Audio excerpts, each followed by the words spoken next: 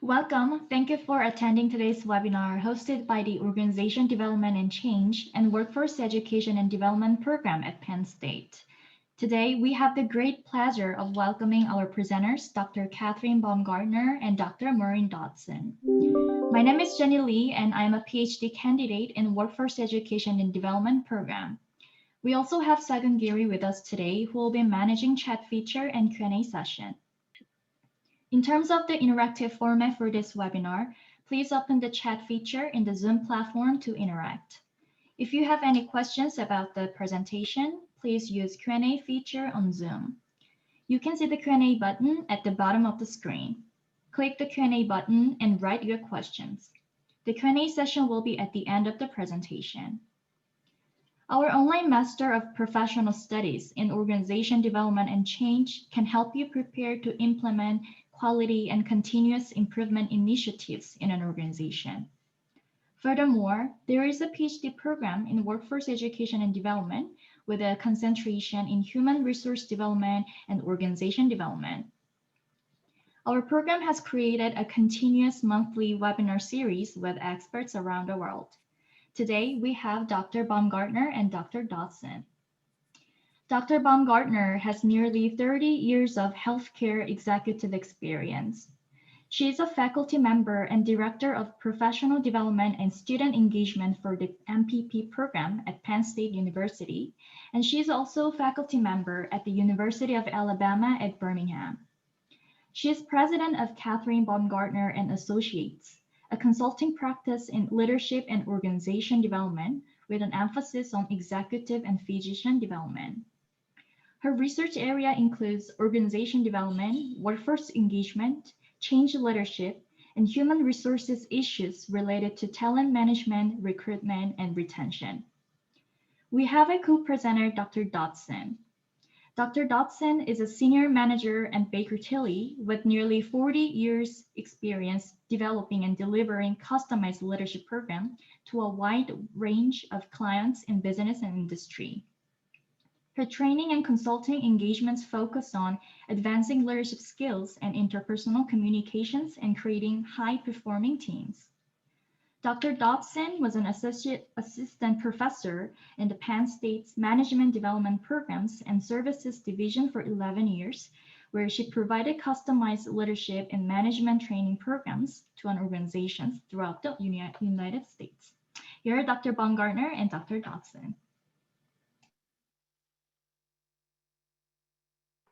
Thank you so much for those kind introductions, Jenny. We really appreciate it, and really appreciate the support of you and Sagun as we put together our session for today. And I want to welcome all of our attendees on what is the Friday before Memorial Day weekend. So thank you for taking the time to be with us today.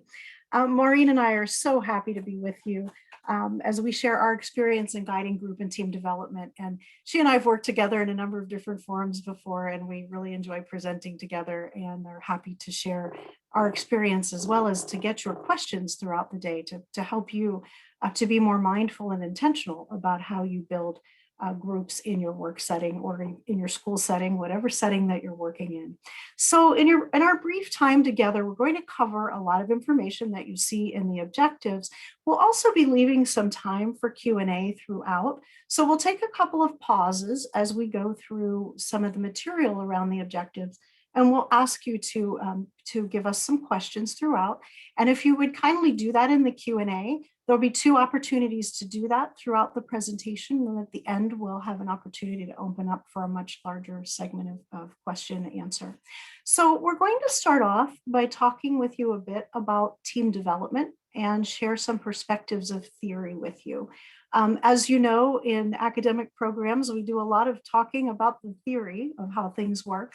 But what's really wonderful about professional programs is that we also help you with the applied practice. And so we'll be not only talking about theory, but we'll talk about why it's important for facilitators to understand these group development theories as we, as facilitators, take an intentional approach to how we work with our teams. And you'll learn that things aren't accidental. Things don't just happen. And understanding this kind of information is what really helps So we'll talk a bit about that. We'll talk about some of the components critical to the development of teams and why it's important to employ certain steps along the way so that your team gets off to a good start and is able to work effectively throughout its charge. And then we'll also talk about, in that context, ground rules, group member rules, and then we'll talk a bit about the idea of a team contract and how that might work in practice. So we have a lot to cover in a short period of time, but I'd like to introduce Maureen to the conversation. Maureen, I know you have a wealth of experience with teams. So why don't you give us some perspective on how teams develop? Absolutely, Catherine. Thank you. And thank you. I echo Catherine's comments about Jenny and Sagun's help on this, and welcome to everybody as well. So, I think we're all familiar with learning and working in groups, and they can be blissfully wonderful and they can be terribly frustrating. And so I think it's helpful to understand some of the theories behind it to at least say, oh, wow, that's why we're at where we are today. So the reality is that groups do in fact change and grow over time. And there's several theories that help us understand this whole process of team development. And so the reasons why it's important for us is, as facilitators of those teams, we need to understand, again, the stage that that group may be in. And sometimes we use that knowledge to reassure, like, this is good that we're here. This is good that we're having some conflict, some difference of opinions. And so as we go through these, these categories that you see here, there's sort of three groups of team development theories. And they're just kind of categorized based on what they focus on. And so there are stage theories, which focus on the changes that an internal group goes through during the life cycle of that team. And then there are theories based on the tasks. So a project development theory, how do groups change based on the tasks that they perform? And then there are cyclical theories that explain the group process as cycles instead of changes. And so really just depends on, these academic theories, where do they belong, to kind of get a better handle on that. So one of the most popular theories that I have found the most helpful in my career in teaching leadership programs, and leadership is about leading people, and people are part of our teams. But one of the theories that has been helpful to me in imparting that knowledge on others is the stages of team development, which was created by a gentleman by the name of Bruce Tuckman. And Tuckman was a psychologist, and he created his initial model of the stages of team development. You'll see the reference on the slide there, in 1965. And that's significant because it really had to do with how the workforce was changing. Post World War II, the United States economy was really built around factories and making things and manufacturing. And it was, a really exciting time. But people who worked in those environments were really kind of individual contributers, if you will. And so, they did what their job entailed, but they had no understanding of the impact on that down the assembly line, literally and figuratively. And so as, we had more countries who were creating things as well and getting better at manufacturing things and products, we then found that it was more important to work together in teams. The old adage, two heads are better than one. So if I can't figure something out, a team member may start to. And so in the 1960s, what we found was people began to get organized in the workplace in teams, and using the power of those. And so that's what put Tuckman's model on the map. And I really like it because I think we can relate to it in so many different ways. And his original model that you see here on the slide is based on 4 stages, and they're very easy to understand. And that first stage is when we first get grouped together, and it's the forming stage, as you see on the slide. And that's where everybody is on their best behavior, right? I liken it to a first date, right? If you go on a first date, you put on you brush your teeth, you comb your hair, you put on your best outfit, right? So you're being very polite, but you're also kind of watchful. You're checking out the other people. I went to lunch yesterday with a new employee for our firm, and she was a nervous wreck. She was coming right from graduate school into her first real job, and she said, "I'm so nervous because I don't know anybody." And I kind of chuckled to myself because she's going to get thrown in with all these other new hires who are in the same boat, right? And so I said, just remember what your first day of college was like. You had those same anxieties. Oh my, I don't know anybody. How am I going to fit in? And it's that same process. So the beginning of a team process is very much like that. We're checking other people out. We may not show our hand, so to speak. And then we get tasked with a project. What is it that we're supposed to accomplish? And so that's when we dive into the problem solving or the fixing or the creating. That's when we roll up our sleeves and get to work. But that's also where the challenges occur, where we begin to have conflicts. We don't agree either verbally or in many cases in this stage in our own brain. Like I don't agree with what they're saying, or I don't think that's the right strategy. But we may not say anything.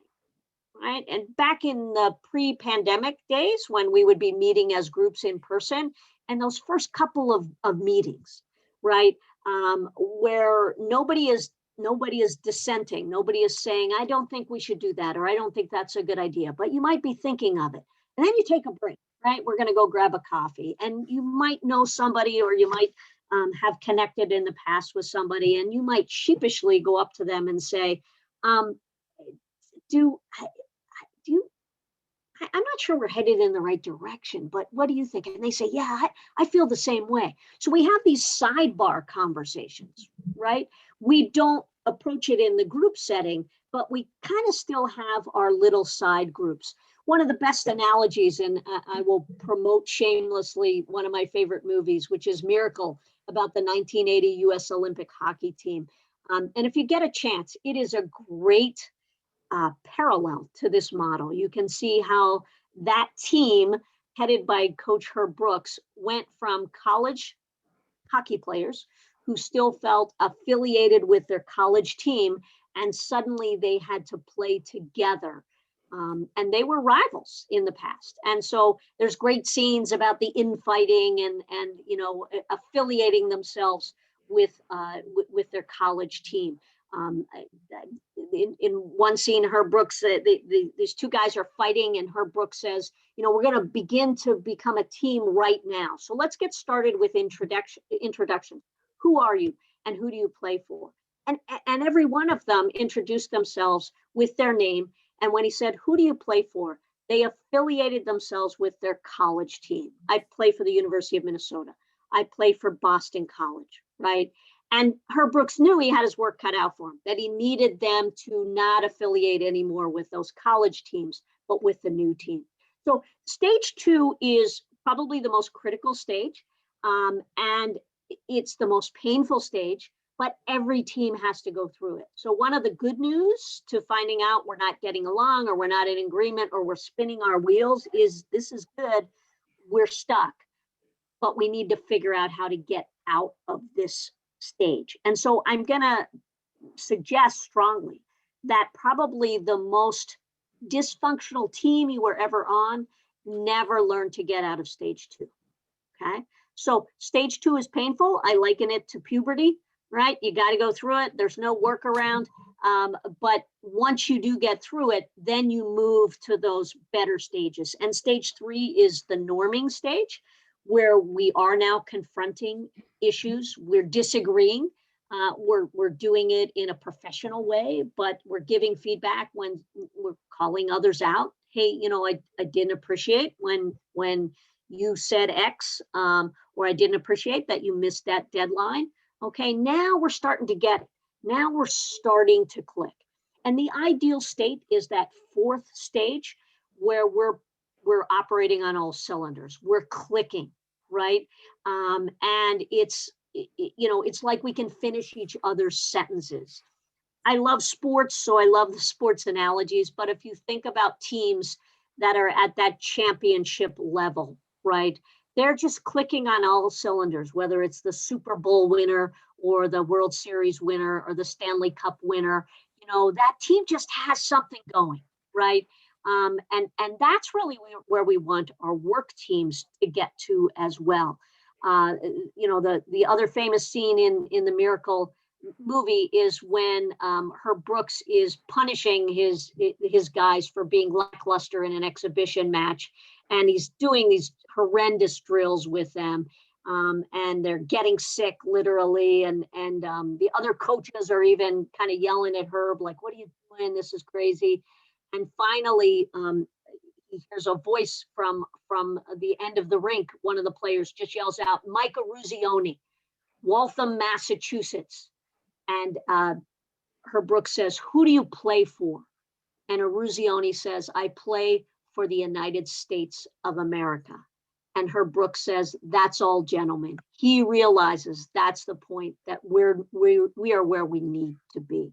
So I love those movies and those movie references. I think they are helpful for us. Tuckman did add another stage later, in the adjourning stage. And that's when we're finished with a project, and we kind of close that out. I will add one more footnote, and then we'll see if you folks have any questions at this point. But when a team changes membership or they get a new project, right? You go back to square one. You go back to the forming stage. And that's important to recognize as well.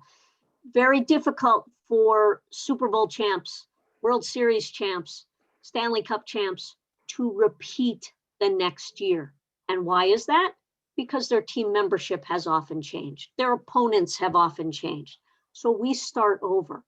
Somebody leaves your team or somebody new joins your team, you start over. So recognizing that it's a reset, and sometimes just that logic behind that says, okay, this is good. Yeah, we might be able to move very quickly through these stages, but we are going to start over in any of those two circumstances. So I'm going to pause here, and Segun, I don't know if we have any questions at this point before we move to the next part. We'll give the attendees 2 minutes to jot in their questions. Please use the Q&A feature to type in your questions, and I'll read them out to you. Thank you. So Dr. Dodson, we have one question from Nevin. He says, how are the stages of development relevant to the team building process? I'm hoping to help a client with team building, and I'm wondering how to apply this framework in light of this task. Yeah, awesome question, Nevin. Thanks for that. I think the good news is that you can be deliberate, right, about, I work with a colleague who's great at team building activities, and part of his strategy is throwing them into chaos, right?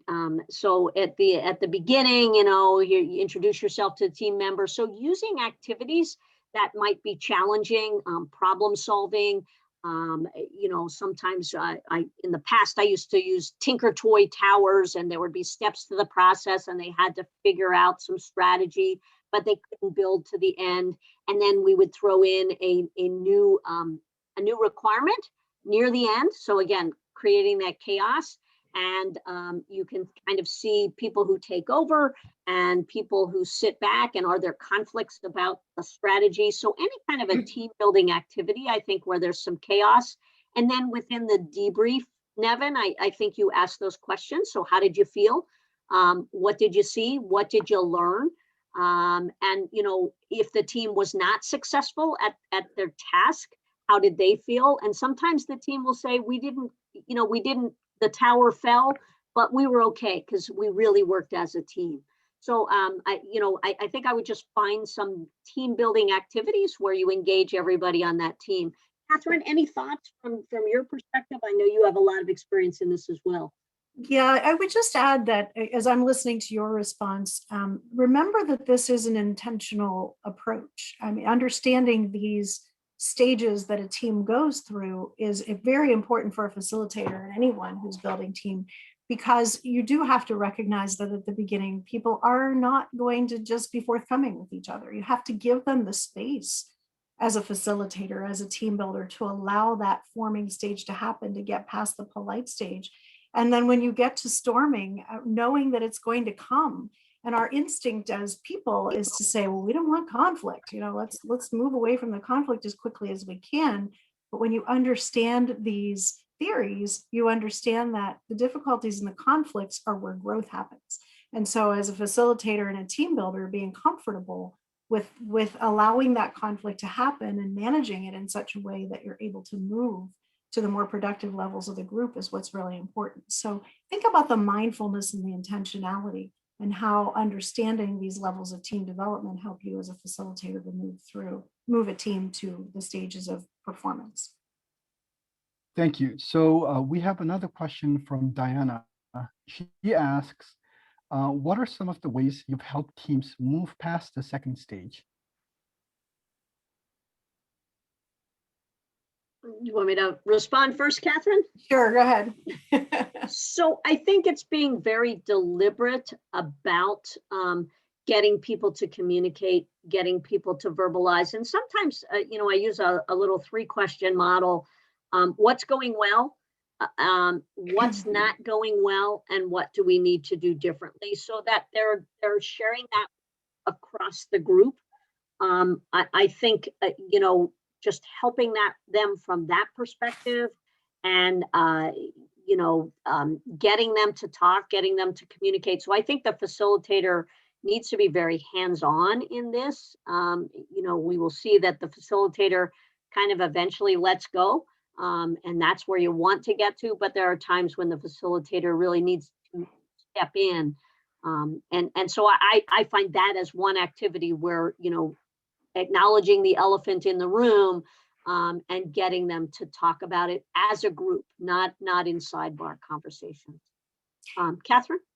That's such a great one, Maureen, because those sidebar conversations can be so damaging to the overall team activity. One of the things that I do in the forming stage is I spend time helping people to understand what they're really good at and what they bring to the team. And I'll use either DISC or MBTI, Myers-Briggs Type Indicator. I often use Gallup Strengths, because what I want to do is help people to understand what they bring to the team and the value that they bring. Because when you get to the storming stage, you sometimes find out that someone's greatest strength on a team also gets in their way.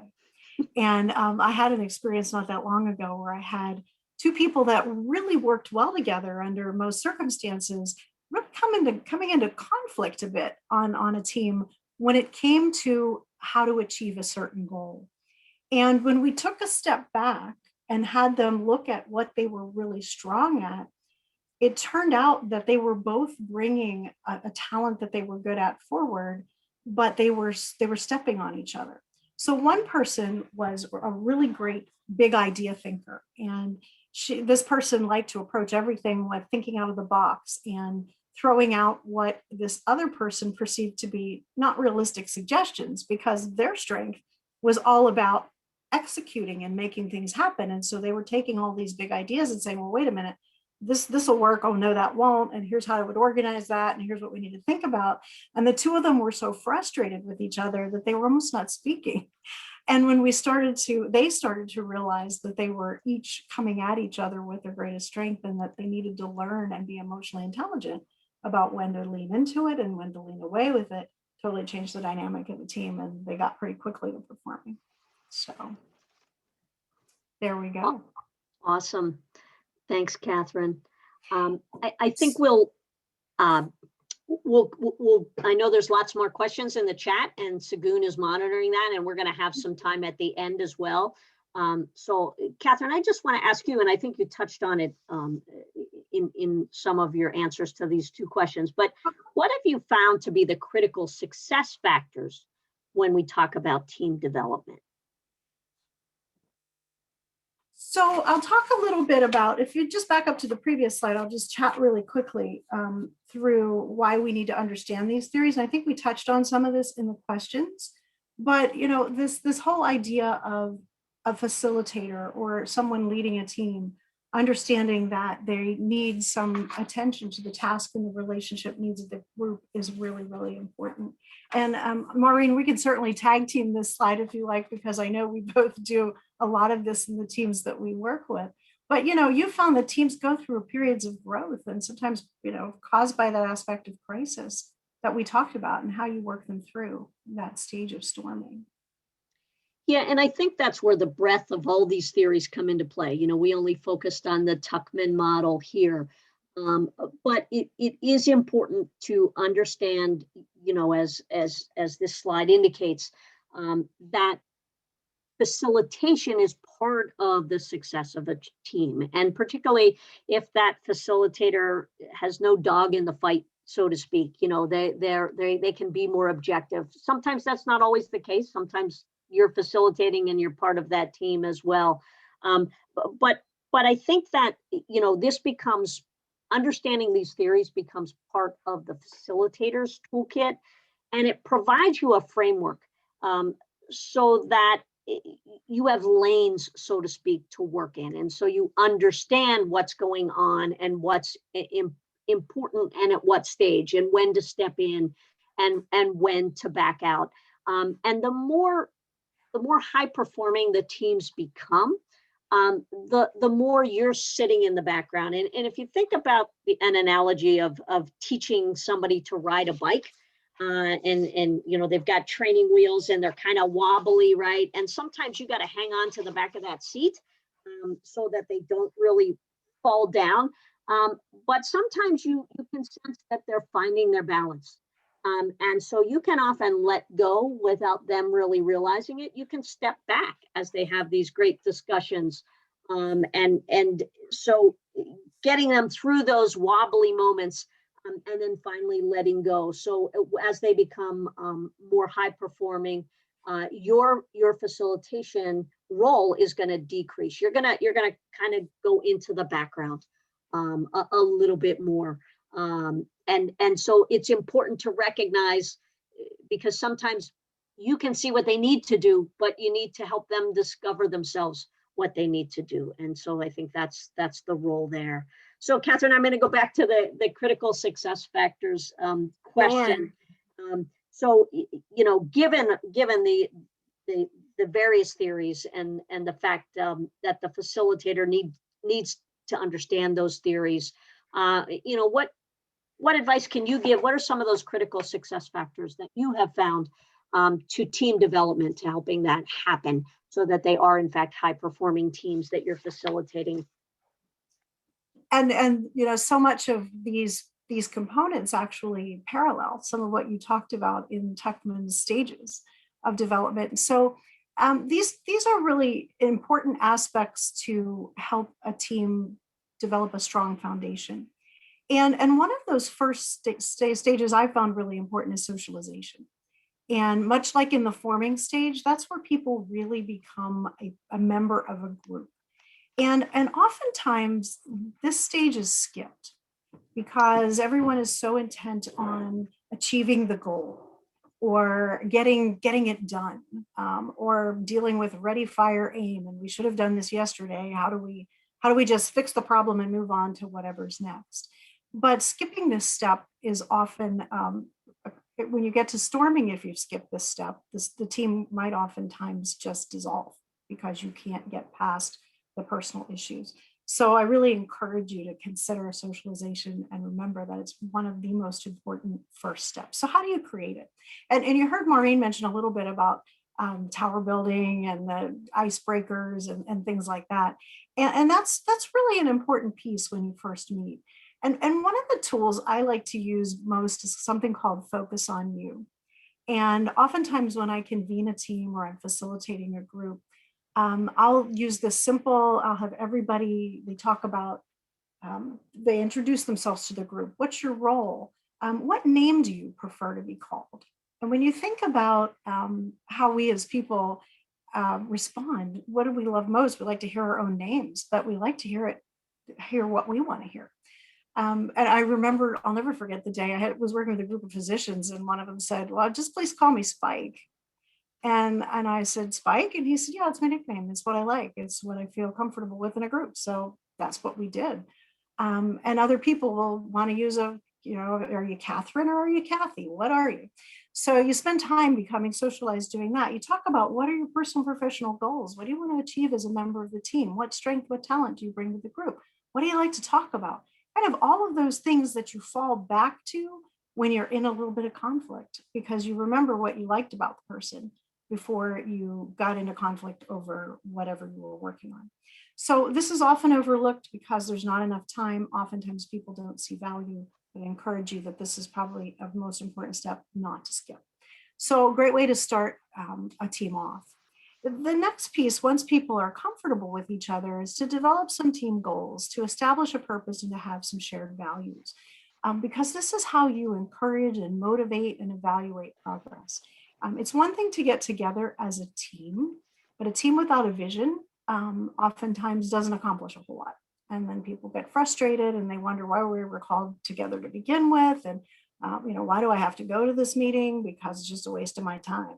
And so taking time to develop goals and a purpose and shared values is really, really important. So why is the group together? Why does it exist? How will you work together? What are the values that you share? And I often see those values being driven by the overall organizational values. So things like we'll be respectful and caring, integrity, the things you typically see in values, but talking about that as a team and talking about how you work together is really important.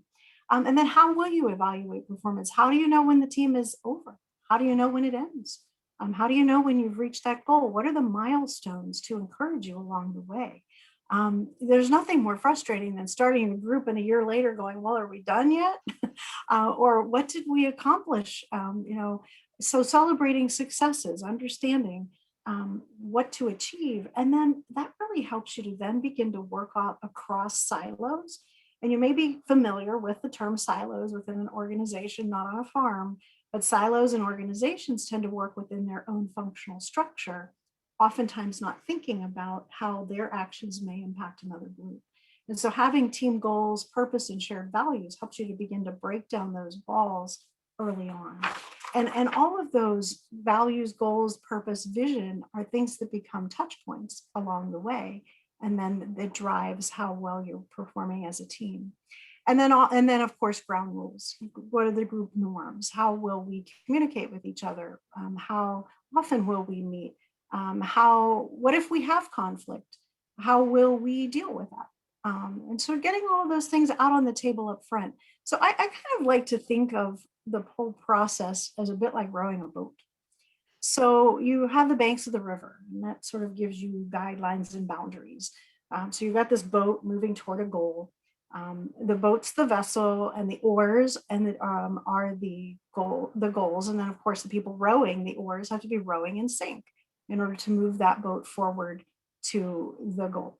So if everyone's rowing in the same direction because they share values and the purpose and the goals of the team, and they know each other and they feel comfortable with each other and they know how to engage with each other, you should get safely to your destination. Now you might hit some choppy waters along the way, which is that storming phase, and you figure out how to navigate that based on your foundations that you see here. So there'll be forks in the road. There may be some times where the boat gets grounded, but the team culture, the values and the shared goals is what helps you to get through the white water, if you will, and to keep your boat moving forward in a direction. So I want to pause right now and see if there are any questions about these critical team development components. You may enter those in the Q&A or in the chat. And Segun, let us know what you see.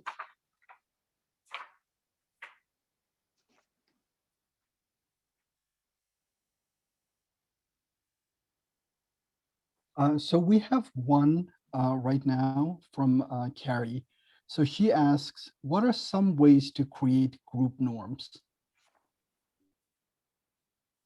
So we're going to actually give you a little bit of a sample of that in a minute. But one of the ways to create group norms is to have a conversation about it. You might open the floor by talking about how do we want to engage with each other as a group. So let's start first about talking about communication. So how will we communicate? Do we want to use email? Will we use Zoom all the time? If we have time zone considerations, how do we think about being cognizant of the person who might be in the middle of the night when we're trying to meet at 7 o'clock in the morning?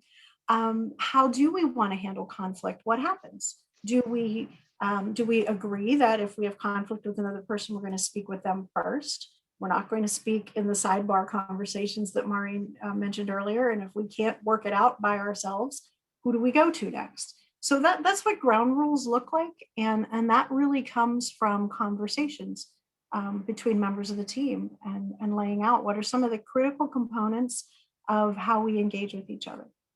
How do we, I'm also thinking about when we send emails. So what are some of the etiquette things we need to be aware of? I used to have a person that always communicated with me in capital letters. So capital letters to me, I always felt like that person was yelling at me. And in fact, sometimes he was yelling at me. But I always coach people to be careful about, an email can come, think of how's the email going to come across? What do you want to really say? What message you try to send? And sometimes have someone, I often advise people to write the email, especially if it's one that's maybe a little sensitive, and then go reread it a couple hours later. Don't send it right away, because I've often seen people get into a lot of trouble when they just fire off what they're thinking. So that's some of what can be involved in ground rules. Maureen, do you have anything you would want to add to that? No, I echo what you're saying. I think it's certainly important, especially as there's more technology available. That can be a blessing and a curse. But particularly, are we going to, Zoom has been the platform in the last year, 14 months, but Teams crept in there, right? And so then you're looking at so how should we meet? What platform do we meet on? I think because of my age, I'm a little less inclined to dabble in the newer technology, and sometimes I get thrown a curveball by, I'm in a Zoom meeting and a Teams message will pop up, and I find that intrusive, right? But so I think it's acknowledging that. On the one hand, I think some of that technology, to Catherine's point about time zone differences, and we're all getting. I think one of the things that the lessons that we learned from the pandemic is that working virtually, working remotely, and maybe living wherever you want to live is now a bigger option than it was before. And so that's going to invoke some time zone differences even within your own organizations potentially. So, what's a way to still respect that or get a message out quickly? So I think part of that is looking at some of these ground rules and creating these contracts that we'll talk about in a minute. So we have another question from Mark. He asks, how and when do effective teams monitor, evaluate, and revise their team goals? So that's a great question, Mark. And Maureen, if you don't mind, I'll just jump on that one first. Sure. So the important part, again, remember I mentioned about being mindful and intentional at the beginning. So we're mindful and intentional about how we develop the way that we work as teams. And when we use these measurement tools, we should be on a regular basis saying, how are we progressing toward achieving a particular goal? What is the long-term outcome? And what are some of what we want to see happen from a milestone perspective? So that's part of developing the shared values and the goals from the beginning. So, I work with a group now where we had 4 key priorities for the year that were tied to the strategic plan. And each member of the team took lead on one of those priorities. And at each meeting, we actually address how we're doing, how we're progressing. And some of these goals we've achieved ahead of schedule, which was 1 year, and some we've achieved, we're not quite where we want to be yet. And so you're always calibrating. And so essentially what's happening is your progress toward goals and your measurement toward that progress is what's guiding your group. And it's what's kind of creating that synergy in your rowing, if you use the boat analogy.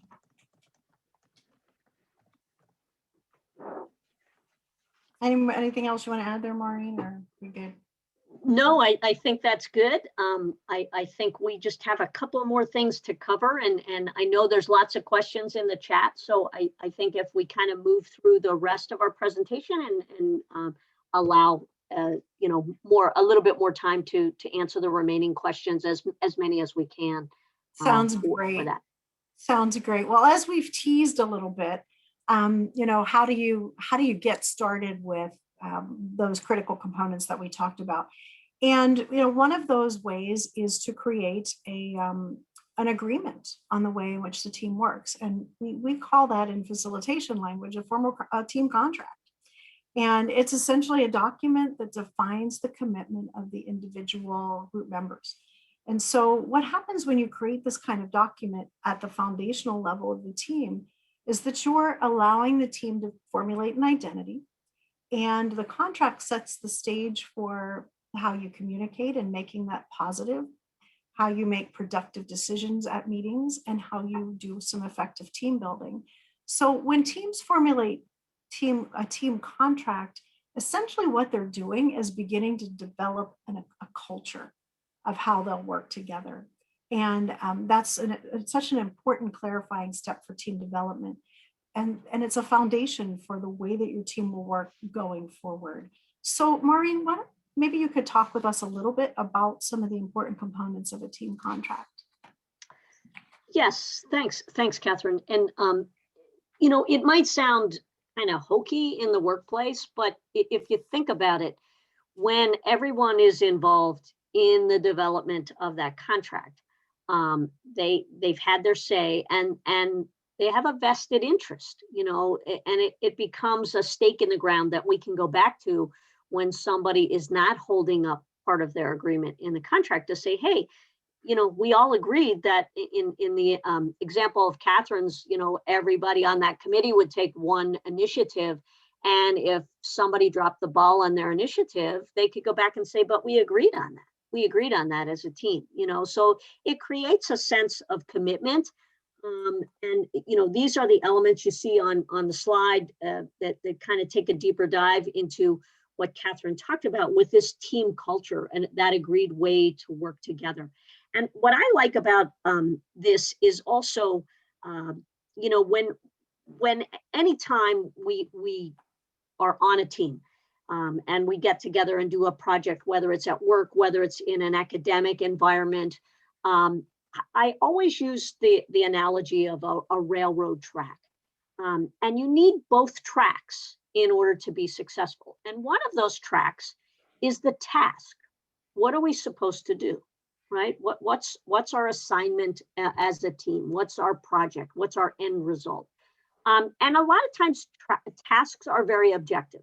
We need to generate X amount in revenue. We need to create a budget or a program that falls within these parameters. And so the task is very black and white. The wild card in this is the other track, which is the relationship side, the people side. And it's very subjective, which is what makes it hard to kind of deal with if we haven't anticipated on the front end, what are we going to do if somebody isn't holding up their end of the bargain, right? And so I think we've all been there with any kind of groups or teams. And I see this as I teach leaders, to be better leaders. It's how do I deal with someone who's not pulling their weight? They're not a team player. Well, what does that mean, right? What does that mean? And so if you think about this stuff on the front end, that makes it a lot easier to have these conversations. If you dig deeper and say, what would it look like if they were a team player? Well, they are volunteering for at least one of the tasks at the end of every meeting. Now we have something that's measurable, something that's more specific. So you see on the slide here all of the elements that are involved in a team contract, and they fall into one of those two railroad tracks, if you will. And I strongly suggest that we need to keep those railroad tracks even as best as possible, because if one is longer than the other, we're going to derail the train. If all we focus on is task, task, task, and not the people, we're going to derail the train. At the same time, if all we do is the people stuff, and we don't get the work done, we are going to fail as well. So we want to try to keep those tracks even. And I think the contract helps us do that. So you can see the elements of the contract here. What are the ground rules? How are we going to operate? Who does what? What are the roles? Do we have a leadership rotation? You know, that every meeting, someone else leads the meeting or somebody else is responsible for note taking. What is our skill set? What are our competencies? And that can also go back to what Catherine alluded to very importantly earlier, of what are my strengths? What do I bring to the table? And how can I then help the team by leveraging those strengths? How are we going to communicate? When should we communicate? How do we problem solve? And how do we handle a conflict? And if you talk about that on the front end, and if you agree to that on the front end, then you are absolutely going to have an easier time moving through those rough waters that Catherine pointed out, and being able to navigate successfully. It's going to get choppy sometimes, but that's okay, because we have a game plan. So these are the contract really becomes your roadmap. It helps you move through, particularly those norming and performing stages. It helps you move out of the stages where there's conflict, where there's turmoil, that storming phase. So Catherine, anything to add to that? I love your analogy of the tracks. You're so right. We have to keep these two pieces, the task and the people, in balance. And it's the two of those aspects, the task really focusing on the long-term vision, and the people being the ones who have to help get there, is so critical. And when you mentioned the I don't know how someone is a team player, that is where the contract, the skills and competency pieces of the contract come into play so clearly. Because if we think someone's not a team player, it may be because we've squashed what they're best at doing, or we haven't given them the opportunity to come forward and use their strength in the best way possible. And so consequently, they've just opted out. And it's something it's important for groups to think about. Maureen, do you ever see people sign these contracts? I've got some groups that actually sign them and make them feel very official. I have seen that, and that again, that may sound hokey, but it does create a level of commitment, because they can't say I didn't see it, or I wasn't at that meeting, or nobody sent it to me.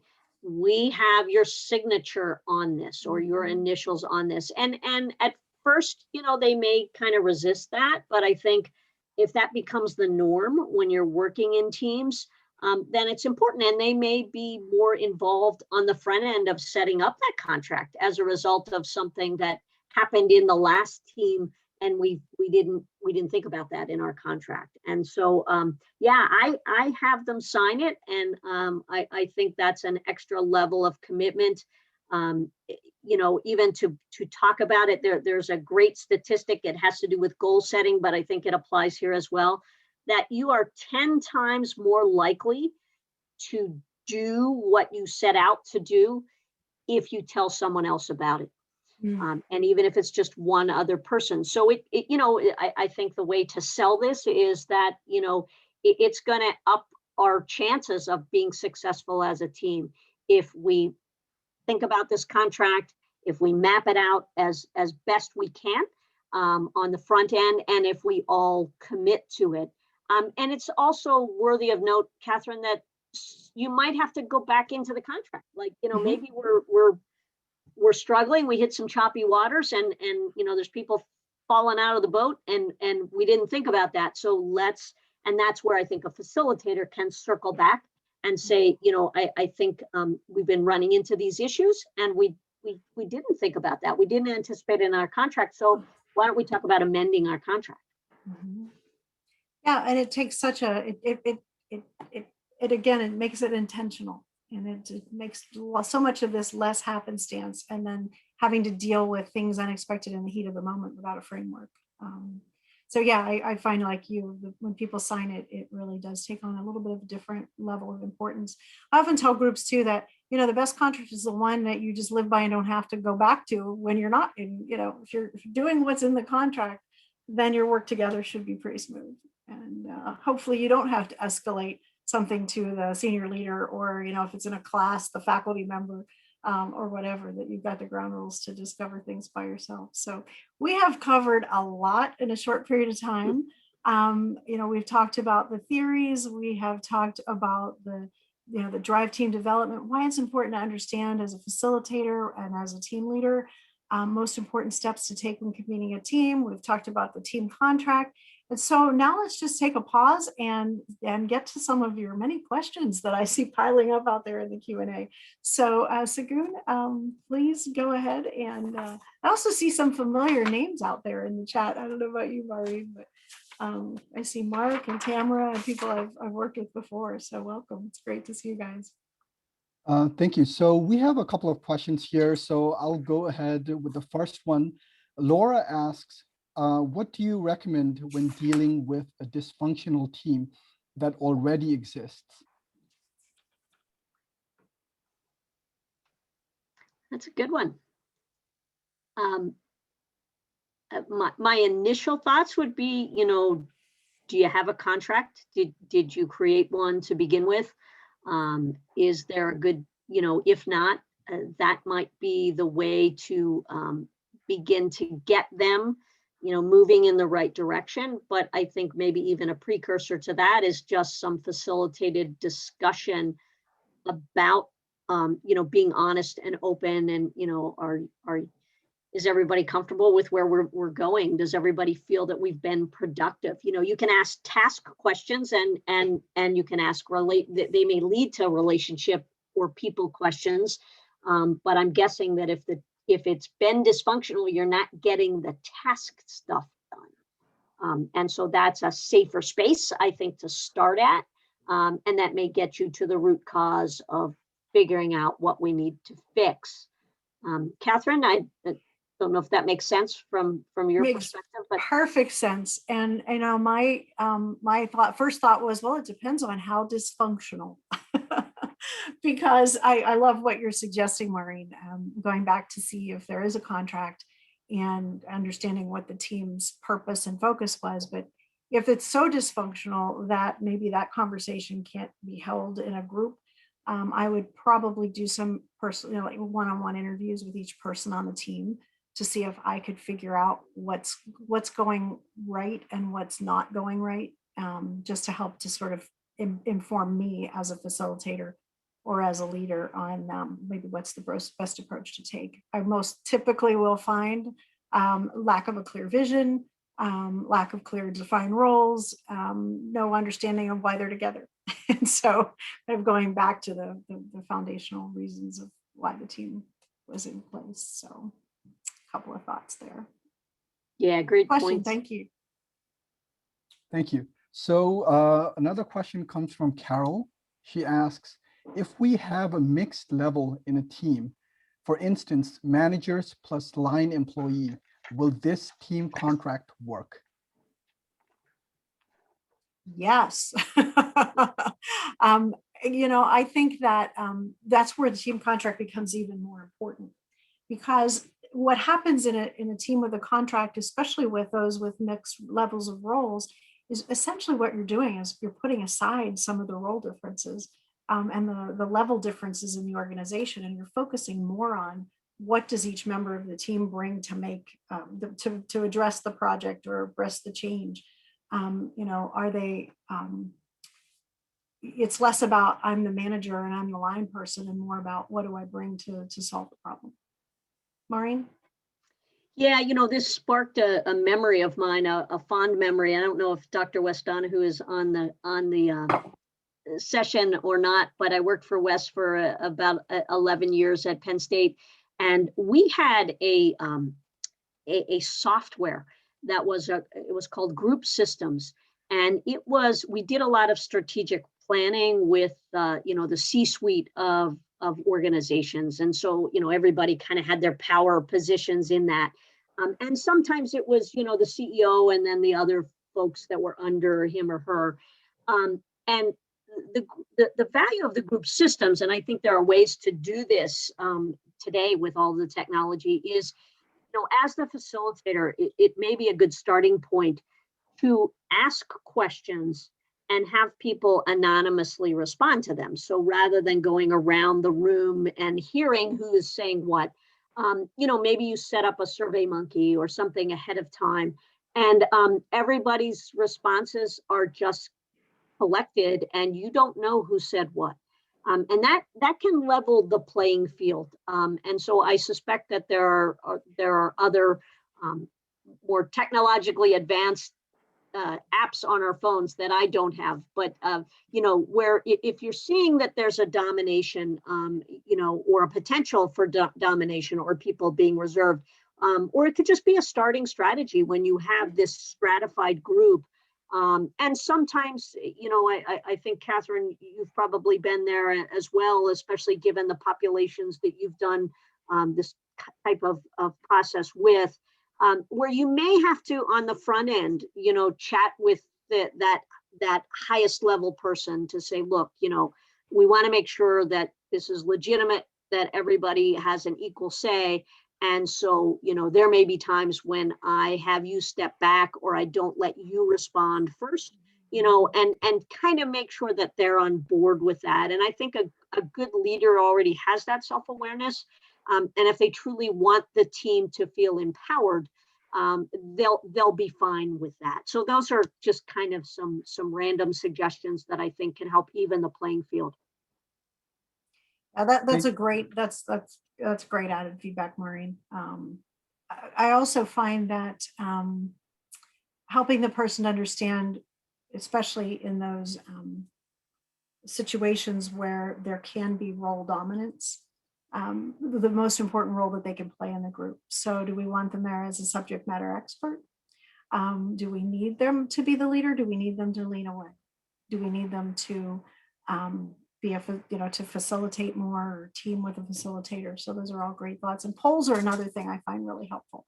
So Survey Monkey, or sometimes using live polls to get people's feelings around a particular question or around a particular issue. And I see that Wes is on the call, so thank you, Wes. And he clarified that group systems has since been replaced with a new system called Meeting Sphere, and Wes uses that. So great stuff. Thanks, Wes. I think we have time for one more question, and I think you answered questions about team dysfunctions. So we'll go ahead with Mark's question. Does organizational structure, hierarchical, functional, horizontal, matrix, etc., affect your approach in team process and facilitation?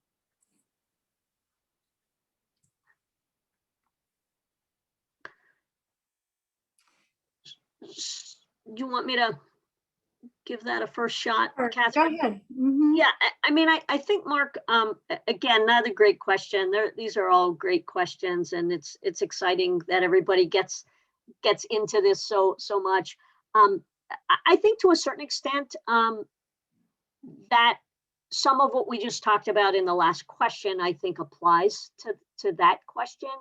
I have worked with clients who have had very little hierarchical structure, which as an outsider, you feel like that's a utopian environment. Like, really, you don't have a boss, or there's one boss and you guys can just, you're given the latitude to do what you want. And at the same time, that particular organization was very dysfunctional because they didn't have that direction, and everybody was just kind of in their own silo, to use Catherine's reference. So I think it's kind of that needs analysis that we would always do anyway, to get some background about, what's your goal, what's going on now, what's your current, hierarchical structure, who are the stakeholders in this, why haven't you been able, if it's a historical issue, why haven't you been able to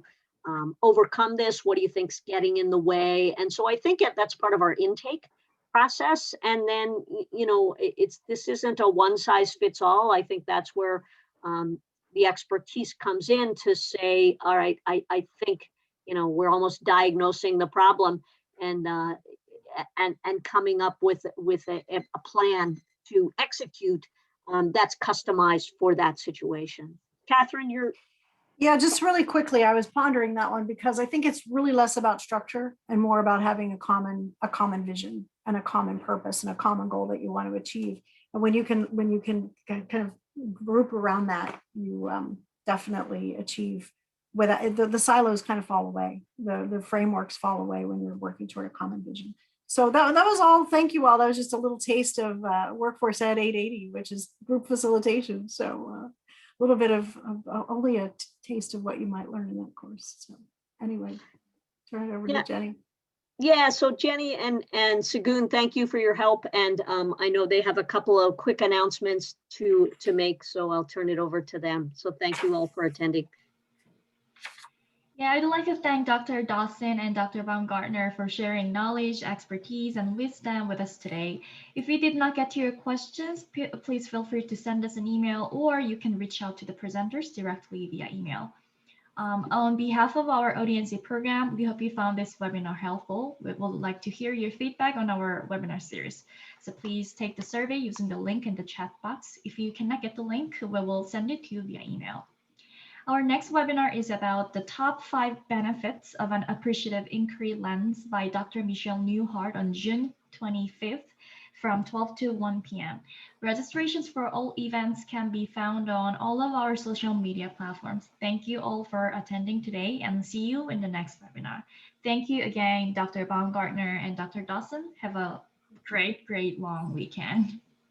Thank you.